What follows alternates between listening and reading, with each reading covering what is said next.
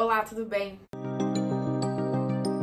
De acordo com o cérebro humano, a gente pode dividir em 3 maneiras, vamos dizer assim. Reptiliano, que está relacionado ao primitivo, e aí ele vai ser responsável por respostas fisiológicas do nosso corpo, como respiração, batimento cardíaco, digestão, coisas que fogem ao controle do nosso pensamento. Nesse cérebro primitivo, que vai se concentrar também o nosso poder de fuga, de reação a um medo ou a um fator estressante. Ele vai ser responsável pela nossa sobrevivência, independente disso ser processado pela nossa consciência.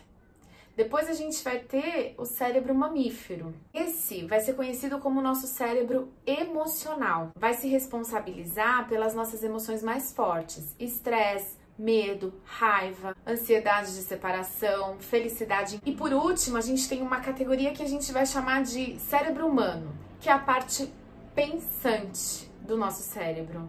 É aquela que vai processar todas as informações, onde vai ocorrer o raciocínio, o aprendizado, a solução de problemas, tomada de decisão e os pensamentos sofisticados. Aí, se a gente voltar para disciplina e punição, a gente vai ver que a disciplina vai lidar diretamente com a nossa parte do cérebro humano. Solução de problemas, raciocínio lógico, tomada de decisão, aprendizagem. Já a punição vai acessar diretamente o nosso cérebro emocional. Para você entender melhor do que eu tô falando, imagina você andando, sei lá, num lugar de sítio, numa estrada de terra, e aí de repente você vê um animal grande aparecendo mais para sua frente. O que vai entrar em ação nesse momento, muito provavelmente, é o seu cérebro primitivo ou o seu cérebro emocional. É aquele que vai te dar uma descarga hormonal que vai dizer pra você: liga alerta, corre, perigo. E aí a maioria das pessoas recuariam sem nem pensar, correto? Mas você toma aquele susto inicial, de repente você para e examina melhor. O que é isso? E percebe que na realidade é um cachorro, brincalhão e amigável. A sua tendência é relaxar depois de ter feito esse julgamento consciente. E aqui eu te contei o que acontece com o cérebro da criança. O perigo vai disparar esse alerta, esse alarme, por conta do medo. E aí o cérebro que vai entrar em ação nesse momento é o emocional e não o pensante. Porque se ela tá se sentindo em perigo, ela não pode nem pensar. Ela precisa agir. O hormônio que vai ser liberado nesse momento é o cortisol. E o cortisol é quem prepara o nosso organismo para uma situação de fuga ou de onde a gente precisa reagir rapidamente. Esse mecanismo, de fato, é muito importante para nossa sobrevivência. Mas agora vamos tentar amarrar tudo isso.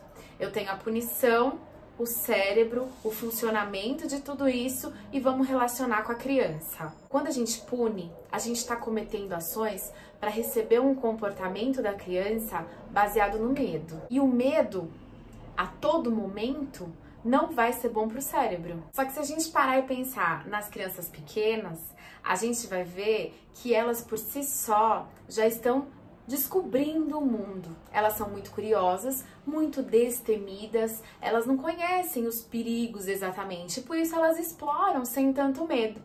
O que acontece por sua vez? Os pais costumam recorrer muito ao medo para tentar ensinar as coisas para os seus filhos. Aí o que vira o carro-chave do aprendizado dentro dessas casas costuma ser o medo da ameaça da punição, porque não necessariamente precisa acontecer a punição de fato.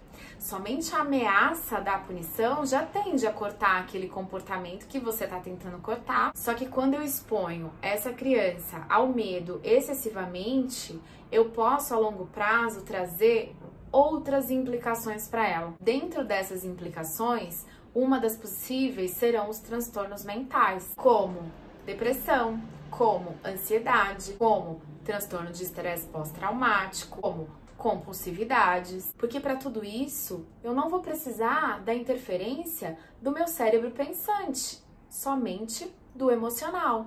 E com esse cérebro emocional, essa criança já está muito familiarizada durante o decorrer de muitos anos da vida dela e ela vai recebendo aquele condicionamento que libera todo esse desgaste no organismo dela para agir, para reagir, e lá dentro vão acontecendo processamentos que a longo prazo podem trazer esses tipos de prejuízo para a vida desse ser humano, porque daí já não é mais da criança, é desse ser.